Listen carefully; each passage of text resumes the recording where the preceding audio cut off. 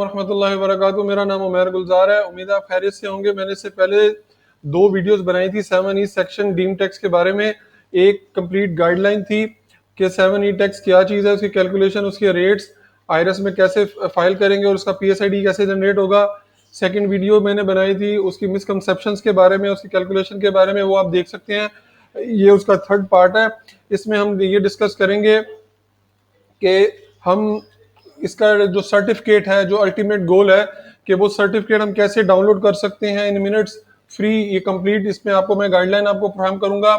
और इसमें हम ये डिस्कस करेंगे जो एग्जेम्प्टेड प्रॉपर्टीज हैं उसको हम फाइल कैसे करेंगे, और नॉन एग्जेम्प्टेड प्रॉपर्टीज हैं उसका 7E के हवाले से जो पीएसआईडी जनरेट होता है वो कहाँ से होगा, और इसकी जो सर्टिफिकेट के हवाले से कंफ्यूजन है वो भी दूर करेंगे इंशाल्लाह। और दूसरा एक क्वेश्चंस बहुत पूछे गए हैं, वैल्यूएशन ऑफ इनहेरिटेंस प्रॉपर्टी, उसको क्या लिखना है, और declaration of capital assets under section 7E का जो डेक्लेरेशन फॉर्म है वो आपको फाइनली आपको निकाल के दिखाएंगे। शुरू करते हैं टॉपिक को। सबसे पहले मैं आपको ये दिखाना चाहता हूँ कि ये 2022 की एक पर्सन की रिटर्न है। उसकी उनकी एक रेजिडेंशियल प्रॉपर्टी थी। यहाँ पे अमाउंट आ रही है 4,37,500 रुपया। अब जैसे कि आपको पता है 2023 की रिटर्न आती है तो उसमें वो रेस्ट जो एसेट की वैल्यूज है वो तो ले लेता है, बट वो प्रॉपर्टी की वैल्यूएशन को कहता है कैपिटल एसेट्स में जाके 7E का सेक्शन आप फिल करें और उसके बाद वो ऐड करें। तो मैं पहले आपको ब्रीफ दिखा देता हूँ, फिर मैं आपको करके भी दिखा देता हूँ। मैंने इनकी रिटर्न सबमिट की है 2023 की, और उसमें जो कैपिटल एसेट 7E का जो सेक्शन है टैक्सेबल चार्जेबल के नीचे उसमें ऐड किए वैल्यू, और उसकी जो वैल्यू है जो कॉस्ट वैल्यू पे ली, और आगे जो मार्केट फेयर वैल्यू जो है उसको ऐड किया। क्योंकि ये एग्जेम्प्टेड थी उसकी रीजन वन कैपिटल एसेट को मैंने सेलेक्ट किया, और ये ऑटोमेटिकली वेल्थ स्टेटमेंट में ऐड होगी विद वही वाली अमाउंट जो कि हमने शो करनी थी, और इस पे कोई कैलकुलेट ऑफ टैक्सेशन कोई नहीं हुई, वो जीरो आ रहा है क्योंकि एग्जेम्प्टेड है। अब इसको करते कैसे हैं, जैसे कि मैंने ये आपको स्क्रीनशॉट दिखा रहा हूँ क्योंकि मैंने ये फाइल कर चुका हूँ तो मैं आपको लाइव इसलिए नहीं दिखा सकता। आपने जाना है आईआरएस में 2023 की अब रिटर्न अगर फाइल कर रहे हैं तो आपने कैपिटल एसेट के सेक्शन में जाना है, ये एडजस्टेबल के नीचे होगा, वहां पे जाएंगे।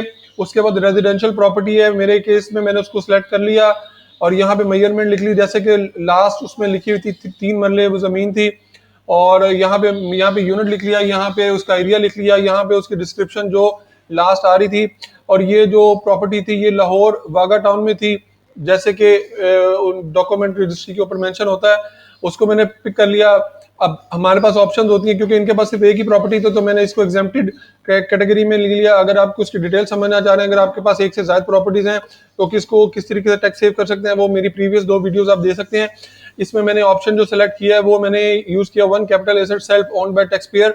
ये हमें लॉ ने फैसिलिटेट किया कि वन रेजिडेंशियल प्रॉपर्टी वो आप एग्जाम करवा सकते हैं, तो मैंने उसको सिलेक्ट कर लिया कंस्ट्रक्टेड प्रॉपर्टी, और उसका कवर्ड एरिया मैंने ले लिया। अब उसकी जो वैल्यू मैंने लिया ये मैंने ब्लर किया हुआ है। इसकी जो कॉस्ट वैल्यू है वो मेरे पास जो क्लाइंट था उन्होंने बताई हुई थी 4,37,500, तो वो मैंने उसमें ऐड कर ली। अब जब मैंने वो सेक्शन फिल किया और सेव किया तो जो मेरी स्टेटमेंट थी, देखें यहाँ पे ये वर्ड एग्जेम्प्टेड खुद आ गया, बाकी जो डिटेल हमने मेंशन की थी प्लस ये अमाउंट 4,75,000 यहाँ पे आ गई। अब होना तो ये चाहिए कि जब हम इसको सबमिट करें तो यहीं पे इस जगह पे ही जो एग्जेम्प्टेड सर्टिफिकेट है जो हमारी रिक्वायरमेंट है वो आ जाए, बट एफबीआर ने इसको इस तरीके से नहीं किया हुआ। अब हम अगर आगे आते हैं तो अब हम क्या करेंगे, जब इस रिटर्न को सबमिट कर देंगे, हम इस रिटर्न को सबमिट कर देंगे, कंप्लीटेड टास्क में जाएंगे। कंप्लीटेड टास्क में जाने के बाद आपने क्या करना है, टैक्स चार्जेबल पे पेमेंट पे क्लिक करना है और दोबारा आना है capital asset under section 7E के ऊपर। जब यहाँ पे आएंगे तो जो प्रॉपर्टी आपने पहले मेंशन की है ना 4,75,000 की, और ये एग्जेम्प्टेड थी, ऑल्दो फेयर मार्केट वैल्यू का भी मैं आपको कॉन्सेप्ट बता देता हूं क्योंकि ये मैं आपको आगे शेयर कर दूंगा लिस्ट। उसमें इसकी पर मरला 5 लाख वैल्यू आ रही थी और 3 मरले का प्लॉट था तो मैंने फेयर मार्केट वैल्यू ले ली, बट क्योंकि ये 2.5 करोड़ से नीचे वैल्यू है तो इसकी वैल्यूएशन तो जीरो होगी। बट कहने का मतलब है कि यहाँ पे ये प्रिंटेबल एक ऑप्शन आ जाएगा, आप इसको जस्ट क्लिक करेंगे तो इस तरीके का फॉर्म, ये मैंने फर्दर ब्लर किया हुआ है, तो ये 7E का जो सर्टिफिकेट है वो आप डाउनलोड कर सकते हैं। बट इसका क्राइटेरिया जस्ट ये है कि आपने अपनी पहले रिटर्न को सबमिट करना है, सबमिट करने के बाद कंप्लीटेड टास्क में जाना है, कंप्लीटेड टास्क में जाने के बाद टैक्स चार्जेबल और capital assets under section 7E में जाएंगे और ये इस तरीके से बटन बना होगा प्रीव्यू ऑफ प्रिंट, इस पे क्लिक करेंगे और आप अपना 7E का जो सर्टिफिकेट है वो आप अपना डाउनलोड कर सकते हैं, ताकि जब आपने नेक्स्ट रजिस्ट्री करवानी है तो आप रजिस्ट्रार को दें, ताकि आपका वो 1% 7E का टैक्स ना कटे। अब इसमें एक ऑप्शन ये भी आ जाती है और दूसरी एक ऑप्शन ये आती है कि ये देखेंगे, मैं आपको करके भी दिखा देता हूँ वो स्क्रीनशॉट था। यहाँ पे आप आएंगे, कैपिटल एसेट में आएंगे, ये मैंने रिटर्न में सबमिट कर चुका हूँ। यहाँ पे जैसे आप क्लिक करेंगे ये आपसे मांगेगा यस का बटन मैंने कर दिया कि आप जनरेट करना चाहते हैं इस प्रॉपर्टी को।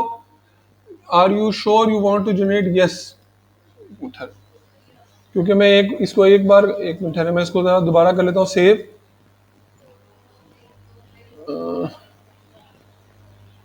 ये पहले क्योंकि मैं डाउनलोड कर चुका हूँ, शायद इस वजह से दोबारा प्रिंट नहीं करने दे रहा। मैं आपको दोबारा करके दिखा देता हूँ इसको।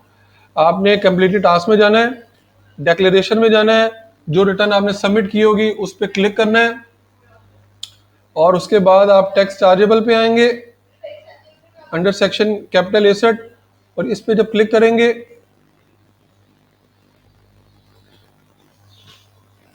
शायद मैं एक बार प्रिंट ले चुका हूं तो इस वजह से ये अलाउ नहीं कर रहा, क्योंकि मैंने ऑलरेडी प्रिंट लिया हुआ है।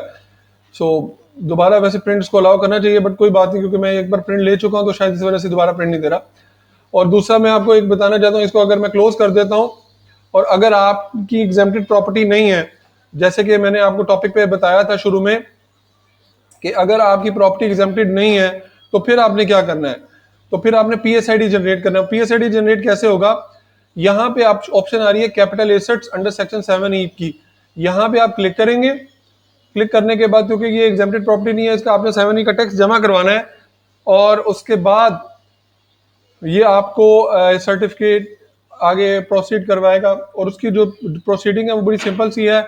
यहाँ पे आईडी कार्ड नंबर डालेंगे, यहाँ पे ये नाम और ईमेल खुद कलेक्ट कर लेगा, रेजिडेंशियल एरिया और जिस प्रोविंस में आप रजिस्ट्री करवा रहे वो आ जाएगी, प्रोविंसेस आ जाएंगे, जैसे वहाँ पे थी cost value, fair market value, यहाँ पे वो कैलकुलेट कर लेगा आपका जो बीम टैक्स बनता होगा। सबमिट करेंगे तो वो पीएसआईडी बनेगी। जब वो आप पेमेंट कर देंगे तो फिर आप दोबारा ये सेम प्रोसेस पे आएंगे तो आप उसका भी सर्टिफिकेट डाउनलोड कर सकेंगे कि ये मैंने ऑलरेडी पे कर चुका है।